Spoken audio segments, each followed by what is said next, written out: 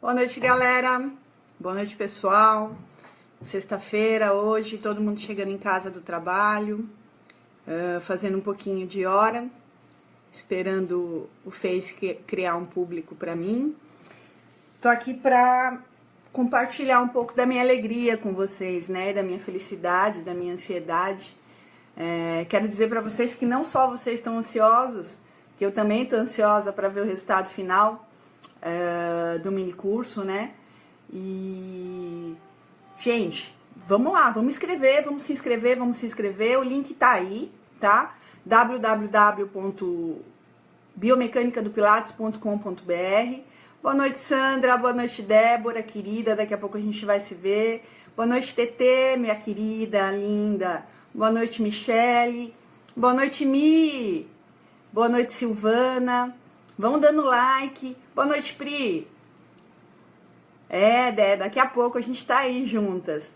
Conchita, que saudade. Um beijo, querida. Boa noite. Michele, boa noite. Luana, todo mundo entrando na sala. Então, galera, eu tô aqui pra gente falar um pouco sobre a descrição mecânica de alguns exercícios no Pilates, né? Mas antes eu quero fazer aquele convite, né? Que não dá para não fazer para vocês, né? Boa noite, Lila. Boa noite, Michele. Boa noite, Márcia. Que beijo para você, Márcia, querida. Camila, boa noite. Eu e a Vol preparamos um super presente para vocês, que é o mini curso de biomecânica do Pilates, né? Todo mundo sabe da falta que a biomecânica faz pra gente na prática. E de quão poucos profissionais a gente tem no mercado que dominem a mecânica corporal, né? Então, a gente acredita, eu e o Grupo Vol, que o grande diferencial que vocês podem fazer na carreira de vocês, que podem alavancar a carreira de vocês, é vocês entenderem exatamente o que vocês estão fazendo durante uma aula de Pilates, né? A mecânica, o que está acontecendo, né? O que está acontecendo no seu corpo, quais são os músculos, as fibras, tudo isso a gente vai estar discutindo no mini curso. Gente, o mini curso é segunda já, dia 6, 8 e 9, as aulas gravadas, nas quais vocês podem assistir a qualquer hora do dia, tá? Vocês vão lá, se inscrevam no www.biomecanicadopilates.com.br, façam a inscrição de vocês vão receber um e-mail no qual vocês vão ter acesso ao mini curso, ok? Que constam de 5 aulas. As 3 primeiras semana que vem já, segunda-feira, tá chegando. Então, vamos lá. Boa noite a todos da sala. Vamos começar efetivamente discutir o tema. Desculpa tá desajeitada aqui, a câmera tá meio esquisita, eu não consigo me mexer muito bem. Tô aqui em Londrina, conversando com vocês, mas com muita alegria e muito feliz, tá? Gente, o primeiro exercício que eu vou conversar com vocês hoje é sobre o The 100, né? O primeiro exercício descrito por Joseph, o clássico, enfim, o exercício que talvez as pessoas tenham bastante dificuldade em entender a princípio, porque ele é classificado como um exercício iniciante. O The 100, ele é um exercício que o Joseph criou para mobilizar a coluna, para aquecer, para flexibilizar, tá? Ele tem todas essas funções. Ai, tem um fio de cabelo branco meu aqui. Pronto. Não adiantou nada, ele espetou de novo. Então ele serve para tudo isso. O The 100, ele começa em sua posição inicial com o paciente em decúbito dorsal, ou seu aluno, ok? Com a calota craniana apoiada no chão, para quê? Para que mantenhamos a lordose cervical. Nossas curvaturas têm que ser mantidas, né? Durante qualquer exercício do Pilates, não só o The 100. Então, nós vamos apoiar a calota craniana no solo, ok? Ou no match, enfim, onde vocês estiverem. E aí, nós vamos observar se a lordose cervical ela está preservada. O que tem que estar apoiado no chão? As costelas, toda a parte do pulmão, até as últimas costelas flutuantes. A partir daí, a gente vai solicitar a pelve neutra ideal do nosso aluno, ok? Que é não deixar que ele vá para o imprint, para a retroversão. A gente vai solicitar uma leve antiversão desse quadril, ok? Obviamente, se ele tiver um quadro de hiperlordose lombar, a gente vai diminuir essa antiversão, tá?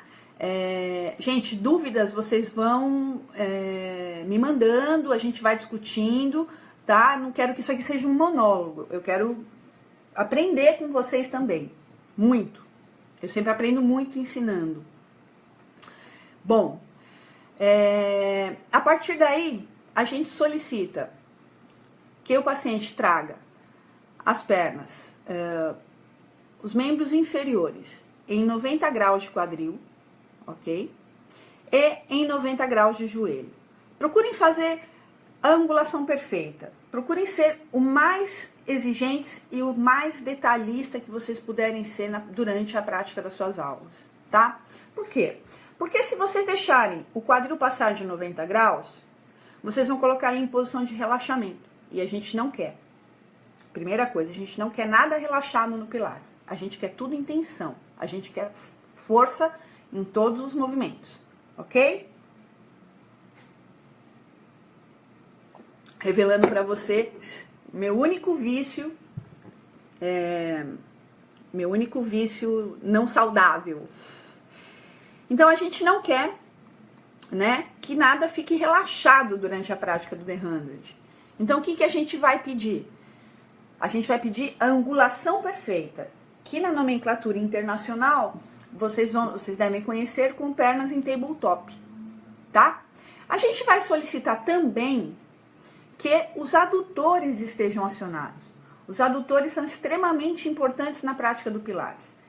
Todos os instrutores de Pilates internacionais que vêm para o Brasil ministrar, seja um workshop, seja uma prática, eles ficam espantados com a falta de força de adutores que nós, eu me incluo, instrutores brasileiros, temos de adutores.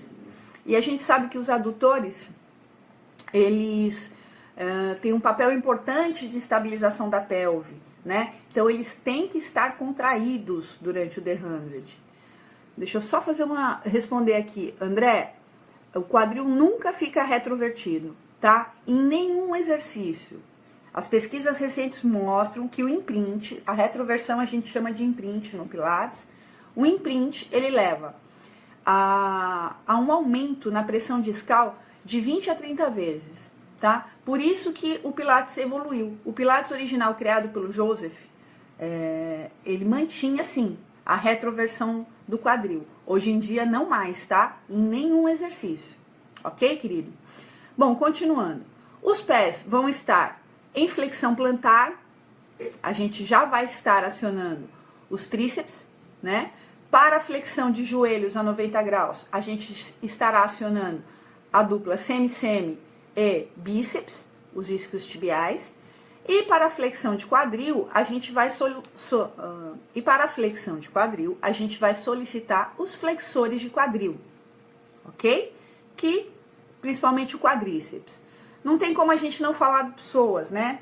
Psoas a partir de 60 graus, de 35 a 60 graus, ele está atuando de forma muito forte. A gente não pode deixar, a gente tem que controlar essa força do psoas. Eu costumo brincar nas minhas aulas que no dia que o psoas mandar na gente, a gente está morto, tá? Então, assim, não deixem o psoas mandar na gente, ok? A partir daí, nós vamos sempre construir uma flexão dorsal. Eu gosto muito de falar da construção do exercício, sempre.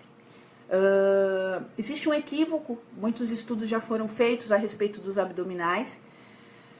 Como devem ser feitos? Se com o pescoço, né? O pescoço colado no processo tifoide, se a pessoa tem que olhar para o teto, se a pessoa tem que olhar para o lado, se a pessoa tem que... Enfim, 1000 estudos já foram feitos e hoje o que a gente sabe é de 35 a 50 graus de flexão de pescoço, ele não é dado pelo pescoço, ele é dado pela cabeça, pelas duas primeiras vértebras, ok?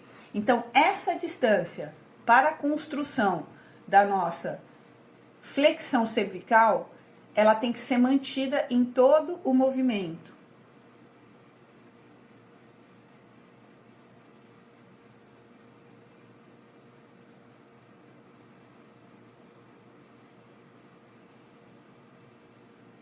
Tá? Deu pra ver aí direitinho? Galera, vão dando like se estão entendendo, se não estão, se estão curtindo, vão compartilhando. A gente tem que manter essa distância, aproximadamente, não deixar entrar. Por quê? Porque senão a coluna cervical vai pro imprint. O que a gente acabou de discutir com a Andrea, que a gente não quer o imprint nem da cervical e nem da lombar. Então, a gente tem que manter a curvatura natural, ok? Que é a lordose. A partir daí, a gente vai construir com a respiração, e aí eu volto a bater nessa tecla. A respiração é o mais importante. Já respondo, Andréa, para você. Bem interessante isso que você está falando. A gente vai construir com a respiração a flexão cervical. Por quê? A gente tem que tomar muito cuidado com o ECOM e com a sua vocação rotacional. Então, o que a gente vai fazer? A gente vai solicitar, né, a flexão cervical com os infraóideos. Se a gente contrair só os infraóideos, alguém sabe me responder o que acontece? Alguém aí chuta o que acontece se a gente contrair os infraóideos? O que vai acontecer? Nada. A gente vai abrir a boca. Então, a gente vai solicitar, olha só que importante, a gente sabe que as cadeias musculares, a cadeia de flexão, ela sai de dentro da boca, ok? Então, a gente vai solicitar a contração do masseter concentricamente. E aí sim, os infraóideos podem ter um ponto fixo para que possam começar a construir a flexão cervical, tá? Aí depende. A gente vai fazer uma boa avaliação do nosso paciente, do nosso aluno. A gente acredita que você já está com essa avaliação na mão. E a gente acredita que você já sabe o padrão respiratório do seu paciente, né? E a gente já acredita que você já sabe se ele é um paciente mais retificado ou se ele é um paciente hipercifótico. Se ele for um paciente retificado, a gente vai solicitar que ele mande o ar para as costas, na inspiração. E na expiração, nós vamos solicitar o afundamento do externo, que vai facilitar o rolamento. Professora, muito aluno meu se queixa de dor cervical durante a execução do The 100. E eu vou responder para vocês. A mesma coisa que eu respondi ontem com relação às hérnias discais cervicais. A respiração do alívio, lembra que a gente comentou ontem? A inspiração abaixando o externo, afundando o externo e construindo cada vez mais essa flexão de tronco superior, ok? Bom, a partir daí, a gente vai fazer uma conexão com o piramidal do externo,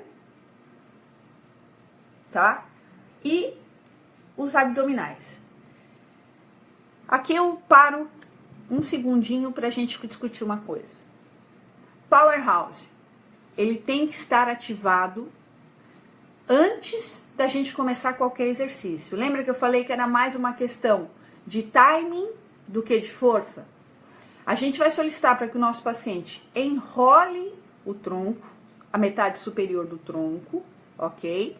Neste momento, ele já está com o Powerhouse ativado, porque as pessoas que têm déficit no subsistema neuromuscular têm um déficit nesse timing, né? Segundo o Paul Rodgers hoje em dia.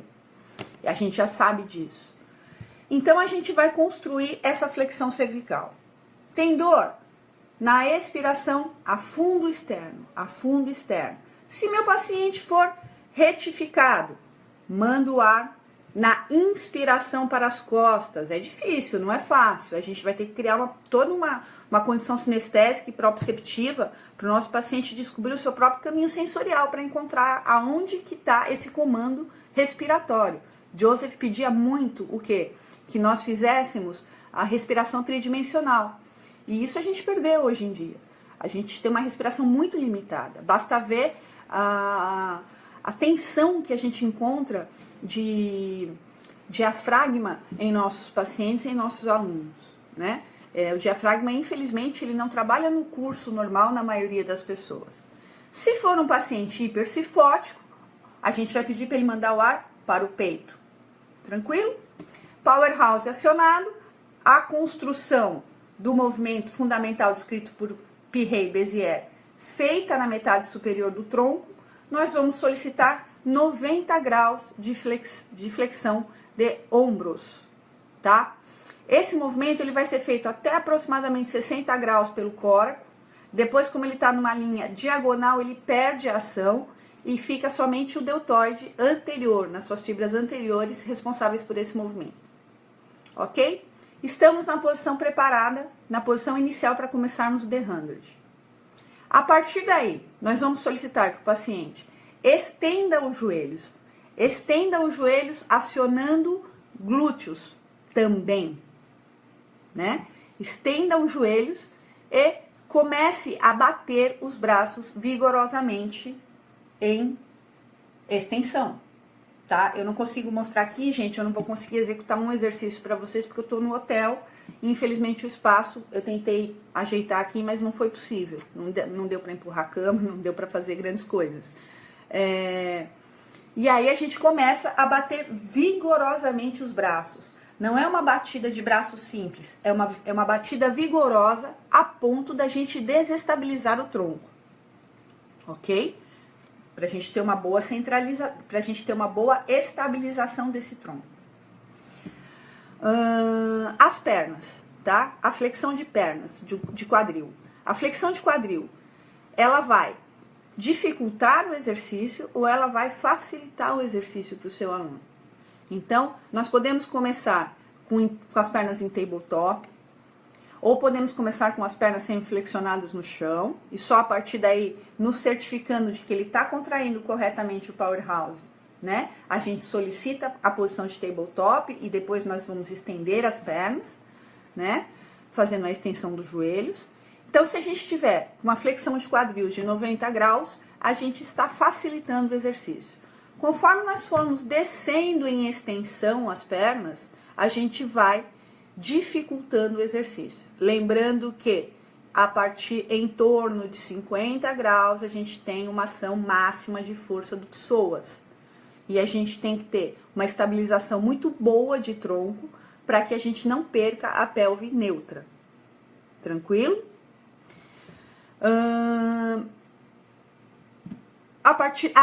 Outra dúvida importante que as pessoas sempre me perguntam é a respiração do The 100. Eu já ouvi falar em 5 ins pequenas e 5 es. Não, é um tempo de 5x4 que os músicos costumam falar, tá? Então é uma ins profunda e 5 batidas vigorosas do braço. Uma es profunda mais 5 batidas vigorosas do braço. Uma ins profunda, 5 batidas vigorosas do braço. Uma es profunda, mais 5 batidas vigorosas do braço. Ok? Bom, vamos lá. Respondendo as questões aqui que passaram. Eu quero que vocês me digam se vocês ficaram com dúvidas a respeito do The 100. Que basicamente é isso, tá? A Andréia está perguntando se quando fazemos o senaflexão. Então, Andréia, o senaflexão, ele deve ser feito, ele é o movimento fundamental do tronco. A todo momento a gente faz a flexão de tronco, né? Porém, a mobilidade ela tem que estar na parte inferior da lombar. E não no jogo de anti e retroversão do quadril. Cuidado para não se confundir, tá? Numa boa avaliação, a cadeia de extensão, ela é muito enganosa. Madame Mézières já falava isso, né? A gente pode apoiar as plantas das mãos no chão e tá roubando crédito de algum comprimento, de alguma parte da cadeia muscular, tá? Então, não sei se deu para você entender claramente. Muitas pessoas fazem o C da flexão, mas existe uma quebra de movimento no final da lombar. É isso que a gente não quer. E é isso que a gente vai trabalhar no próximo exercício que eu vou descrever para vocês, tá? Se deu para entender, dá um likezinho aí para mim, se ficou claro. Sandra Mara, sobre a retroversão, né? A gente sabe que a retroversão não é mais utilizada, né, no Pilates, eu diria clássico e contemporâneo. Hoje em dia a gente chega a falar em pelve neutra ideal, inclusive, nem mais em pelve neutra. Tudo que a gente quer evitar no Pilates é a retroversão, tá? Eu sei que Joseph e as linhas de Pilates original, tá, ainda seguem trabalhando em retroversão. Porém, a gente tem que abrir os olhos à luz de novas pesquisas que dizem do aumento da pressão do disco intervertebral quando a gente vai para o imprint.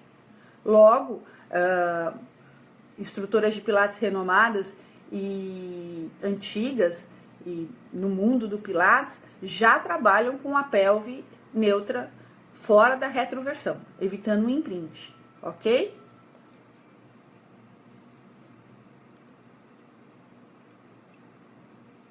A Maiana tá rindo porque eu falei de empurrar a cama, é isso? Gostaria de entender melhor depois da inspiração profunda, depois faz 5 batidas ou enquanto está se fazendo, tá? Ayala, enquanto está se fazendo.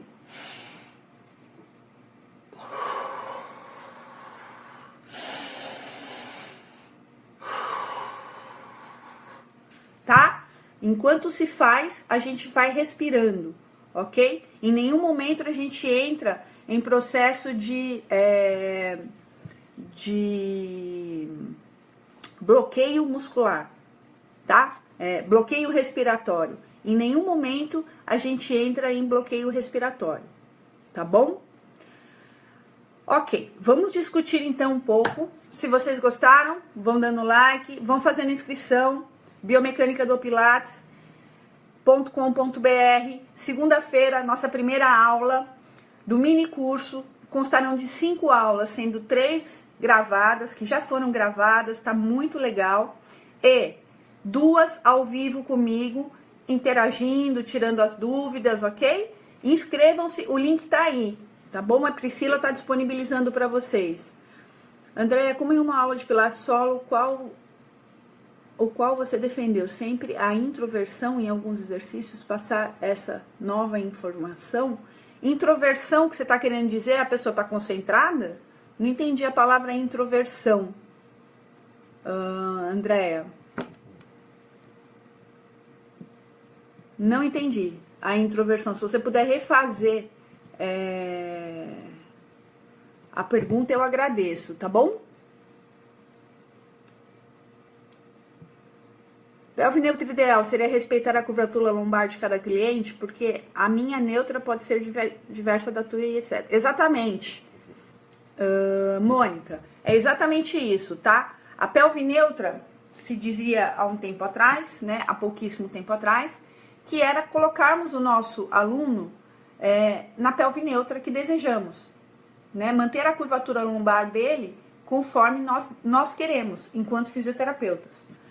Porém, muitos alunos não têm capacidade para isso, muscular, e referem dor quando a gente posiciona a coluna corretamente. A gente tem outros trabalhos de ajustes para fazer primeiro. E se queixavam de dor. Então aí veio essa nova nomenclatura, pelve neutra ideal, que é a pelve neutra ideal do aluno. Nós nunca trabalhamos com ele com dor, com desconforto. A pelve neutra ideal do aluno. E a gente vai evoluindo aula a aula para que cheguemos à nossa pelve neutra ideal. Tá ok? É exatamente isso que você está falando, tá? Parabéns.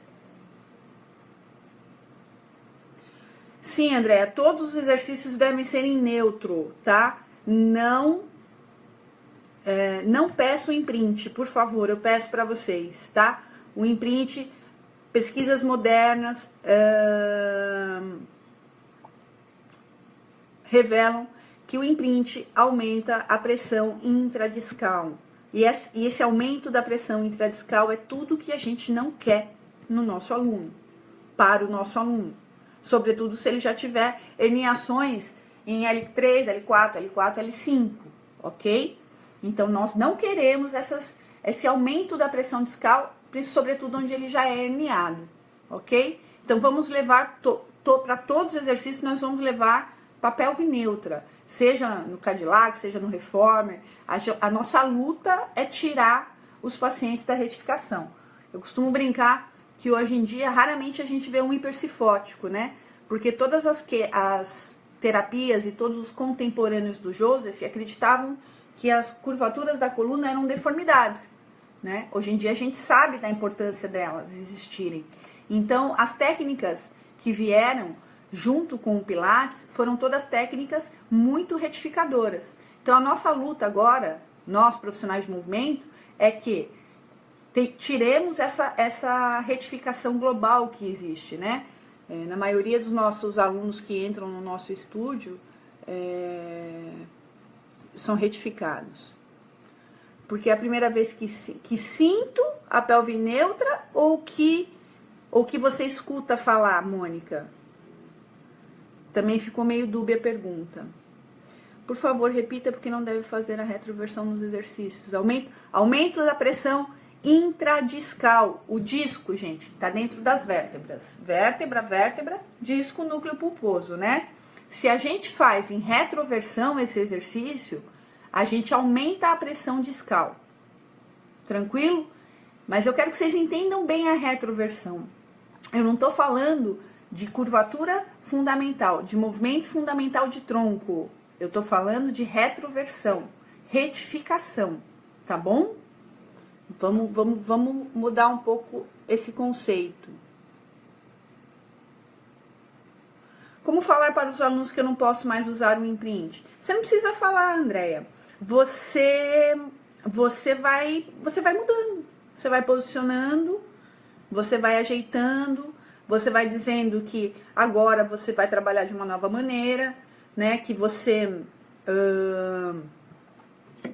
que ele evoluiu, né? Que você vai passar por uma nova fase de exercício. Você não precisa chegar para o aluno e falar, olha, eu trabalhei com você em imprint agora, a Janaína falou que existe uma pesquisa. Não precisa se expor dessa maneira. Vai aos poucos, né? Vai colocando na sua aula aos poucos, vai trazendo eles para ante aos poucos, tá bom?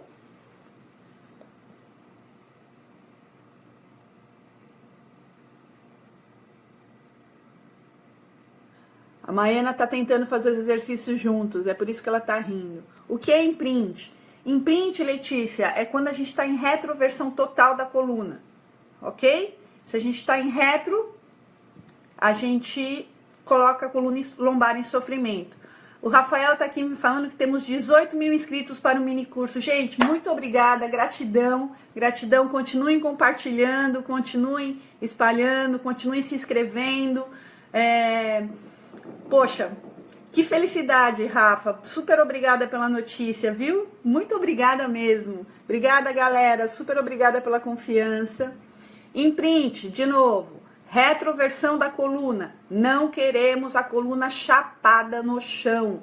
Isso era no início. Joseph pedia no início a coluna reta. Ele achava que uma coluna reta era uma coluna saudável. Hoje em dia, a gente sabe que as curvaturas naturais da nossa coluna, elas são importantíssimas para a divisão de cargas, né? Nas quais suportamos durante a bipedestação, a partir do momento que estamos em pé.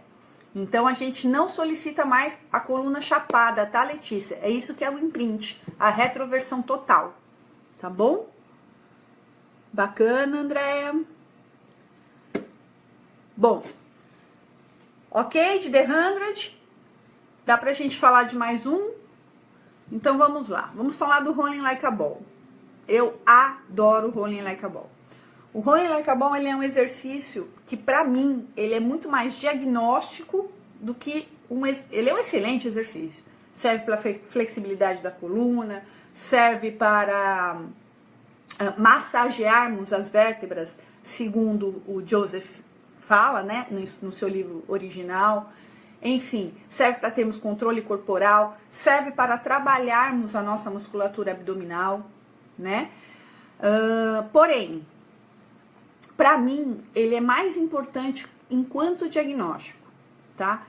É ali, lembra da nossa live que a gente discutiu mobilidade e rigidez? A primeira live que eu fiz há um tempinho atrás, falando da questão mobilidade e rigidez, é no Rolling Like a Ball, que a gente vai olhar exatamente o que está acontecendo no corpo do nosso paciente e vai conseguir entender aonde ele não tem mobilidade, aonde ele tem rigidez e aonde nós precisamos trabalhar essa mobilidade e essa rigidez, tá?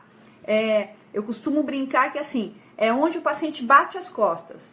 Ele vai fazer o Rolling Like a Ball, bateu as costas, ali ou vai faltar força, ali tem uma quebra de movimento. Ou vai faltar força, ou vai faltar flexibilidade naquele local, tá? E ali a gente vai olhar com muito cuidado, A gente vai detectar se é a falta de força ou se é a falta de mobilidade naquela região. Tranquilo? Para facilitar o Rolling Like a Ball, a gente pode deixar que o nosso aluno posicione os braços por detrás das coxas, né? Porque aí ele consegue lidar com a flexão e extensão do quadril para se reequilibrar na volta, tá? E ele é um exercício excelente que eu passo em todas as aulas e a gente vê a melhora da flexibilidade a cada aula. É espantoso, tá? Se utilizem mais dos exercícios de solo, tá? O aparelho ele é excelente. Os aparelhos eles dão 1000 combinações de exercícios, 1000 possibilidades pra gente, mas é no solo que a gente organiza esse aluno, que a gente limpa os movimentos, eu falo muito em limpar os movimentos, né? E é no solo que a gente vai limpar esses movimentos para levar todo esse conhecimento para os aparelhos. Tranquilo? E se der um tempinho ainda, eu queria falar um pouco do Swan Dive, invertendo completamente a lógica, né? A gente vai trabalhar agora uma flexibilização da cadeia de flexão no Swan Dive, e um trabalho de força na cadeia de extensão do Swan Dive. Swan Dive é um exercício que a gente tem muito medo de fazer com os nossos pacientes herniados. Eles têm muito medo de realizar a extensão de tronco, né?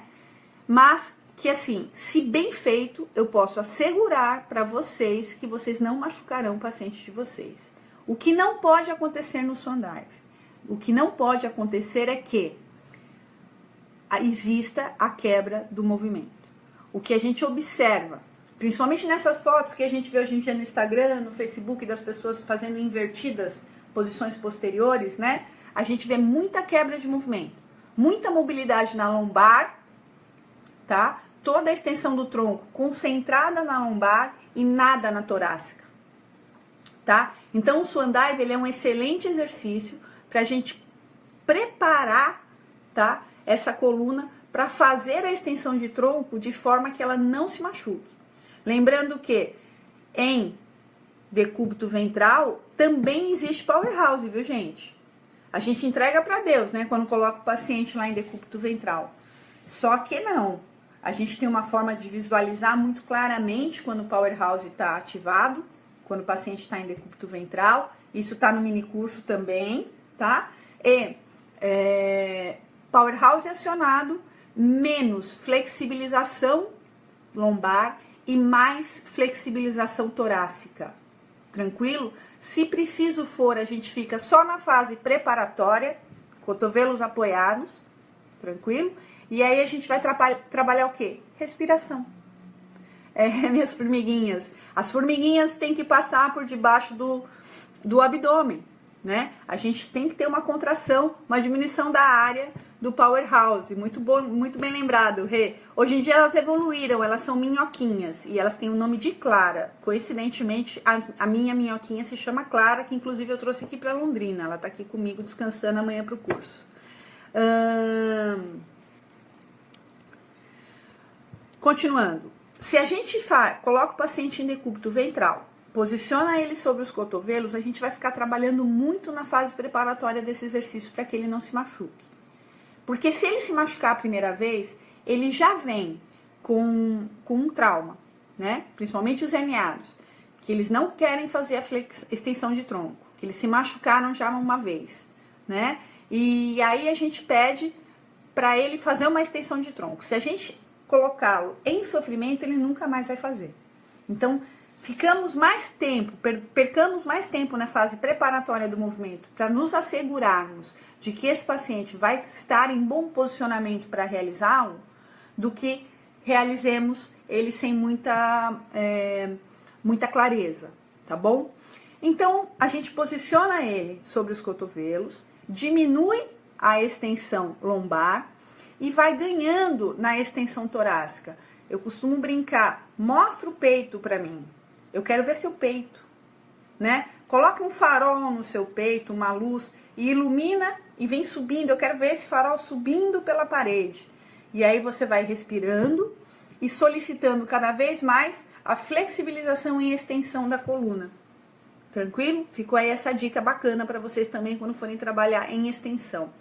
Antes de trabalhar em extensão com o aluno de vocês, lembram das forças centrífugas e da pia? Putz, que mulher chata, lá vem ela com essa pressão intraabdominal de novo, né? Pois é, de novo. A maioria das pessoas tem pressão intraabdominal aumentada. Logo, antes da gente fazer qualquer exercício em extensão, flexibilizemos bem a musculatura abdominal, tá? Ganhemos bem flexibilidade. A bola, ela é excelente para a gente colocar o paciente na bola. A bola, ela faz a descrição perfeita do movimento fundamental do tronco na extensão, tá? E a gente coloca o paciente na bola e flexibiliza. Sem sofrimento. Nós não trabalhamos com o aluno em sofrimento, lembra? Deu dor, tira da bola, coloca no bozu. Deu dor no bozu, tira do bozu, coloca num rolinho. Doeu no rolinho, tira do rolinho, enrola um moletom, uma toalha, coloca ele numa toalha, só para ele ter uma informação proprioceptiva do swan dive, da flexibilização, o que é abrir um peito. Você imagina que um paciente herniado, lombar, ele ouviu uma vez na vida que ele não pode mais fazer isso, ele nunca mais fez, tá? Então, dê primeiro a informação proprioceptiva, a informação sinestésica para ele experimentar um movimento que ele perdeu. Joseph sempre falava que as lesões vêm dos movimentos normais que nós perdemos. Laban também fala muito isso. Bom, deixa eu voltar aqui para as dúvidas que eu já vou encerrar, gente. Estou muito feliz com tudo que você falou. Trabalho nas minhas aulas, ganhei minha noite. Parabéns, Marta. Legal, viu? Fico muito feliz de saber que tem profissionais competentes como você por aí no mercado. Jana, em workshop, uma professora eliminou o swan dive para clientes com hiperlordose. Eu realmente não devo considerar esse exercício para esse tipo de cliente? Boa pergunta, Mônica. Um paciente com hiperlordose, né? O que eu vou trabalhar? Eu tenho que mobilizar a coluna dele, a pelve dele. Ele tá com uma antiversão, tranquilo? Então eu tenho que levar ele para retro? Não. Olha só, se eu levar ele para retro, Mônica, eu tô levando ele pro imprint, lembra? A gente não quer um imprint. Tudo que a gente não quer é eliminar o swan dive da vida desse paciente. Tudo que a gente quer no hiperlordótico lombar é aumentar a flexibilização torácica dele. Pega essa dica do farol, diminui a extensão lombar dele, tá? E aumenta a extensão torácica dele. Começa a trabalhar transferindo as forças, tá, Mônica? Mas não elimine, não a gente nunca vai trabalhar com um paciente em hiperlordose lombar jogando ele para retroversão, tá? Não, tá bom? Em breve estarei em Brasília. Olha aí, Priscila, o pessoal cobrando, Brasília. Andréa neutra, muito bom. Quarta-feira atendo um paciente com essas condições. Ao final da aula, ele sentiu um pouco de dor. Eu coloquei no Swan Dive e apliquei isso que você disse. Ao final dos exercícios, ele relatou que todo e qualquer sinal de dor havia sumido. Perfeito, Aline. Precisa de mobilização, né? A cura, eu brinco sempre. E assim, a minha grata surpresa quando eu conheci o Keiner, que eu tô emocionada até hoje, é que ele e o Grupo Vol, ele tem uma frase que eu vou tentar lembrar agora, que ele fala que a arte da cura é o movimento, né? E eu sempre digo nos meus cursos, tem ex-alunos meus na sala, que dizem o seguinte, eu digo o seguinte sempre nos meus cursos, falta de movimento, dor mecânica se cura com o movimento. Não pense que colocando o paciente, evitando um movimento, nós estamos curando esse paciente. Pelo contrário, nós estamos prejudicando esse paciente. A gente fez isso durante um tempo já, né? A gente não vai mais cometer esse erro. Vamos mexer no nosso paciente, tá? Mônica, parabéns de novo. TT, olha aí, Brasília chamando. Conchita, movimento sempre. Galera, por hoje é isso, tá? Espero que vocês tenham curtido, espero que vocês tenham gostado. A gente discute alguns movimentos no mini curso. Eu escolhi alguns bem variados para que a gente possa surtir esse nível de discussão mesmo, para que a gente possa esclarecer muitas dúvidas que surgem durante a execução, tá? E tudo tá no mini curso, tá? Tudo isso no mini curso. Façam a sua inscrição, tá? Façam a sua inscrição. Tá aí, www.biomecanicadopilates.com.br. Lá vocês vão... lá tá muito legal, gente. Tá muito legal. 18 mil inscritos já. Não fiquem de fora. Segunda-feira já. Goiânia, Priscila, estão me chamando pra Itália. Olha, mas eu vou. Que lugar da Itália, Mônica? Olha que eu vou amanhã já, hein? Goiânia, Salvador, tô indo, curso de cadeias. Gente, muito obrigada, obrigada, toda a minha gratidão. Compartilhem, dividam tudo que vocês aprenderem, não tenham medo da concorrência, dividem. E eu vou terminar essa live dando um dado que não é terapêutico, não é fisioterápico, tá? É um dado de um livro que fala sobre os vencedores, tá? Que fala sobre os profissionais de sucesso. Ele diz o seguinte, que um profissional de sucesso, ele é moldado, tá? Em 10% em dom, paixão e treinamento, tá? Dom, paixão e treinamento. O dom, ele corresponde, olha, surpreendam-se, a 10% só desse profissional fazer sucesso. A paixão, a mais 10%. E os outros restantes, e o percentual restante, 80% é treinamento. É estudo, é prática, é mão na massa, gente. Então, falando em mão na massa, inscrevam-se. Vamos estudar, vamos aperfeiçoar esse 80%, vamos treinar. 80% para a gente ser um profissional de sucesso depende da nossa qualidade de ensino, depende da nossa capacidade de busca, depende da nossa capacidade de estudar e de treinar cada vez mais. Gente, um beijo grande, é sempre um prazer estar aqui com vocês. Inscrevam-se no mini curso, compartilhem, espero por todos vocês e estou muito feliz, quero aqui agradecer humildemente a presença de todos que se inscreveram, mas continuem compartilhando que ainda dá tempo, gente. 18 mil inscritos, que presente. Muito obrigada e um bom final de semana para todos.